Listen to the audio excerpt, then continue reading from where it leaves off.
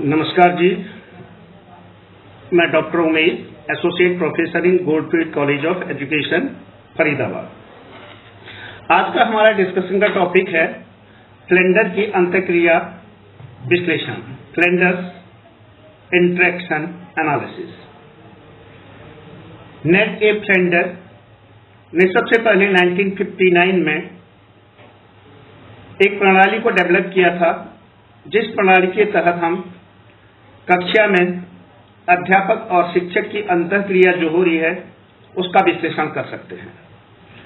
जब भी क्लास में जो है हम कोई भी टीचर जो है जाता है तो वह वहां जाकर के जो कंटेंट मैटर होता है उसको आगे देता है और बच्चों को कितनी उसकी समझ में आ रहा है, कितना नहीं आ रहा है और बच्चों का क्या व्यवहार है। तो दोनों के, अध्यापक के भी और स्टूडेंट्स के भी, दोनों के जो है व्यवहार को अगर हम देखें तो दोनों के व्यवहार की पर यहाँ पर उनका विश्लेषण किया गया। तो एक अध्यापक की जो कार्यकुशलता और जो क्षमता है उसका अनुमान लगाने के लिए यह अंतःक्रिया विश्लेषण है, जिसको कि नेड ए फ्लेंडर ने सबसे पहले विकसित किया था। और फ्लेंडर मिनेसोटा विश्वविद्यालय में काम कर रहे थे। उन्होंने इस तकनीक का विकास किया कि कक्षा में अध्यापक, टीचर और स्टूडेंट के बीच में क्या अंतःक्रिया है। इस प्रणाली में हम केवल वर्बल व्यवहारों को, नॉन वर्बल नहीं, वर्बल शाब्दिक व्यवहारों की कुल 10 श्रेणियां होती हैं, जिन्हें 3 मुख्य खंडों में समाविष्ट किया जाता है। अर्थात जो शाब्दिक व्यवहार है उन सब शाब्दिक व्यवहारों की 3 कैटेगरी हैं। पहला है हमारा शिक्षक वार्ता, दूसरा छात्र वार्ता और तीसरा है मौन या अस्त व्यस्तता। शिक्षक वार्ता का मतलब है कि शिक्षक जो अपनी अंतःक्रिया कर रहा है या शिक्षक क्या कह रहा है क्लास में जाकर के, क्या उसने जो है किस तरह का व्यवहार करना है, ये सारी चीजें उसके अंतर्गत आती है। तो शिक्षक वार्ता से संबंधित प्रथम मुख्य खंड के अंतर्गत 7 श्रेणियां होती हैं। उनमें से पहले 4 श्रेणियों का संबंध अप्रत्यक्ष प्रभाव, अप्रत्यक्ष मतलब इनडायरेक्ट इन्फ्लुएंस जिसे कहते हैं, जबकि उसके बाद की जो है 3 जो श्रेणियां हैं वो प्रत्यक्ष प्रभाव या डायरेक्ट इन्फ्लुएंस है। छात्र वार्ता से संबंधित द्वितीय मुख्य खंड के 2 श्रेणियां होती हैं, अर्थात जो छात्र वार्ता है उसके 2 पार्ट हैं। और जो तीसरा पार्ट है, तीसरा स्टेप है, तृतीय खंड में मौन या अस्त व्यस्तता नामक केवल 1 श्रेणी होती है। लेकिन इस पर हमने को जो नंबर है वो नंबरिंग संख्या जो है आगे पीछे नहीं करनी है। संख्या ठीक उसी तरह से रहेगी जिस तरह से इसमें दी हुई है। क्यों? क्योंकि जब हम जो है इनकोडिंग और डिकोडिंग करेंगे तो इनकोडिंग डिकोडिंग में यही नंबर काम आते हैं। तो अध्यापक वार्ता है उसके अंतर्गत पहली 4 श्रेणियां अप्रत्यक्ष प्रभाव या इनडायरेक्ट इन्फ्लुएंस आती हैं। इसके अंतर्गत है भावना स्वीकृत करना, प्रशंसा या प्रोत्साहन, विचारों को स्वीकृत करना और प्रश्न पूछना। जो प्रत्यक्ष प्रभाव है उसके अंतर्गत आते हैं हमारे जो है अंतिम 3, व्याख्या देना, निर्देश देना और आलोचना करना।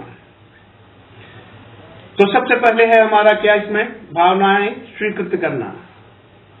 यह अध्यापक वार्ता है कि बच्चों की भावना को उनको स्वीकृति प्रदान करना, उनको उनकी फीलिंग को एक्सेप्ट करना। दूसरा उनको इंकरेज करना, उनकी प्रशंसा करना, कंडेमनेशन नहीं, प्रेज करना, प्रशंसा करना। और बच्चे जो अपना जो विचार दे रहे हैं उन विचारों को हम एक्सेप्ट करें, स्वीकार करें। और अगला है जिसमें जो चौथा हुआ है प्रश्न पूछना, क्योंकि जब तक जो है क्वेश्चनिंग नहीं होगी, प्रश्न नहीं पूछेंगे, तब तक हमें पूरा पता नहीं चलेगा कि क्या है क्या नहीं जो है। इसलिए अध्यापक के जो इनडायरेक्ट इन्फ्लुएंस में ये 4 हो गए। डायरेक्ट में हुआ लेक्चरिंग या व्याख्या देना, क्योंकि क्लास में जो उसने पढ़ाना है वो लेक्चर मेथड से या लेक्चर दे करके, डेमोन्स्ट्रेशन का तब भी लेक्चर होगा उसके साथ साथ। उसके बाद निर्देश देना, उनको इंस्ट्रक्शन देना और आलोचना। तो इस तरह से ये 7 जो है पहले श्रेणियां, क्रम वही याद रखेंगे। पहला भावनाएं स्वीकृत करना, दूसरा प्रशंसा, तीसरा विचारों को स्वीकृत करना, चौथा प्रश्न पूछना, पांचवा व्याख्या देना, छठा निर्देश देना और सातवां आलोचना। उसके बाद 8वीं और 9वीं कैटेगरी है छात्र वार्ता। इसमें है पहला रेस्पॉन्स, अध्यापक को प्रत्युत्तर देना, जो अध्यापक ने, जो टीचर ने पूछा उसका उत्तर देना। 9वां है छात्र द्वारा वार्ता के लिए पहल करना और प्रयोग करना, इनिशिएशन। और जो 10वां है मौन या विभ्रांति, अर्थात बिल्कुल चुप रहना। या ये 10th कैटेगरी क्यों है? क्योंकि जब क्लास में जो है अध्यापक टीचर आएगा पढ़ाने के लिए, तो टीचर आते ही पढ़ाना शुरू नहीं करेगा, तो कम से कम क्लास के अंदर घुसेगा। घुसने के बाद फिर वहां देखना है उसने कि क्या है क्या नहीं, कैसा है। और सेम वही जब वह क्लास से लौटेगा तो इसका अर्थ है कि तब वो अपना जो लेक्चर खत्म करके लौटेगा। तो इस तरह से जो 10वीं कैटेगरी है मौन या विभ्रांति की है। फ्लेंडर की जो 10 श्रेणियां हैं, ये 10 श्रेणियां इस तरह से, ये 10 श्रेणियां एज इट इज याद करनी है, एज इट इज ध्यान में रखना है। अगला आता है फ्लेंडर की अंतः क्रिया विश्लेषण प्रणाली की विधि क्या है।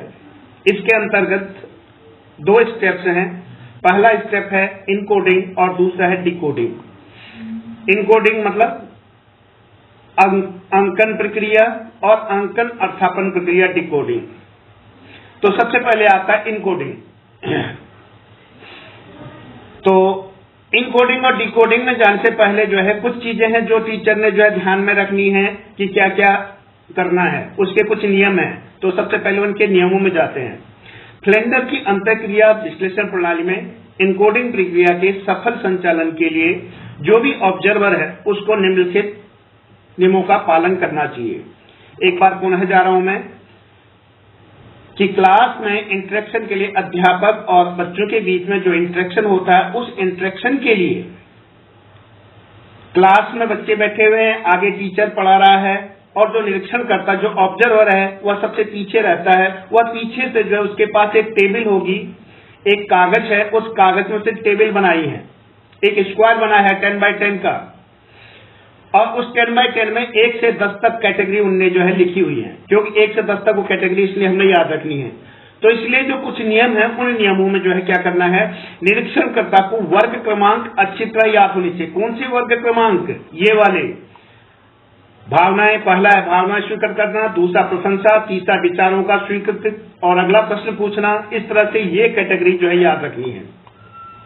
दूसरा है निरीक्षणकर्ता को प्रत्येक 3 सेकंड के बाद घटित व्यवहार के वर्ग क्रमांक को आलेख पत्र पर अंकित करना है, जिसे हम टैली मार्क करते हैं। क्योंकि जो टेबल बनी है, जो वर्ग बना, उस वर्ग में उसने टैली मार्क करना हर 3 सेकंड के बाद बच्चों के व्यवहार का परिवर्तन और अध्यापक या टीचर के व्यवहार का परिवर्तन।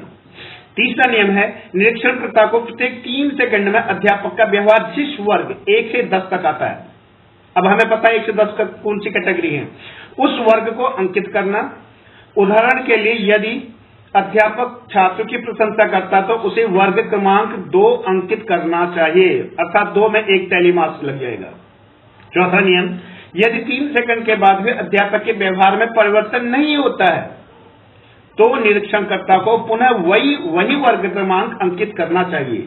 ये नहीं कि अगले जो 6 सेकंड तक, अगले सेकंड तक याद मतलब वेट करेगा।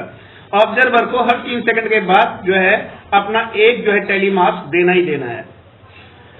तो जैसे कि यदि जो है पहले 3 सेकंड के बाद भी अध्यापक छात्रों की प्रशंसा करता तो पुनः वर्ग क्रमांक 2 अंकित करना चाहिए।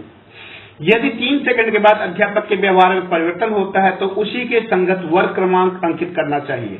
उदाहरण के लिए यदि पहले 3 सेकंड में अध्यापक व्याख्यान दे रहा है तो वर्ग क्रमांक 5 अंकित करना चाहिए। जब निरीक्षणकर्ता के लिए यह पहचानना मुश्किल हो जाए कि अध्यापक कौन से वर्ग का व्यवहार कर रहा है, तो उसको यह वर्ग निर्धारित करना चाहिए जो 5वें वर्ग से अधिक दूरी पर हो। उदाहरण के लिए वर्ग क्रमांक 3 व 4 में अस्पष्टता होने पर वर्ग क्रमांक 3 अंकित करना चाहिए।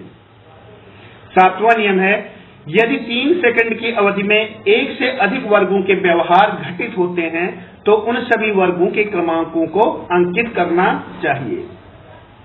और उसके बाद 8वां है यदि अध्यापक द्वारा हास परिहास करने पर छात्रों की भावनाओं को ठेस पहुंचती है तो वर्ग क्रमांक 7 को अंकित करना चाहिए। 9वां नियम है, यदि अध्यापक द्वारा पूछे गए प्रश्न का उत्तर छात्र सामूहिक रूप से देते हैं तो वर्ग क्रमांक 8 अंकित करना चाहिए। यदि अध्यापक छात्रों को नाम से पुकारता है तो उसे वर्ग 4 में अंकित करना चाहिए।